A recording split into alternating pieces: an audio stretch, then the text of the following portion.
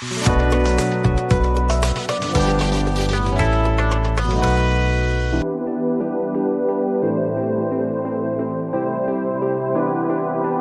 want to find the most compelling use cases that we can find, the things that are most transformational, the things that will have the broadest application, and the things that will lead to innovation in the space. And so there's a balance here that we're trying to achieve. On the one hand, we're working some very cutting-edge AI technologies with consumers, some pretty mature consumers. On the other side of the coin, we have partnerships with really important enterprises and organizations who haven't even really started their journey into AI. And so we've got to make sure that we have the right balance of investment in high-tech AI that moves the state of the art and shows the pathway for additional AI development and implementation, and then also helping consumers, with their first forays into the AI environment. Enhancement technologies are being researched into ways in which we can change the very nature of us as humans, and this has important impacts on soldiers and the ways in which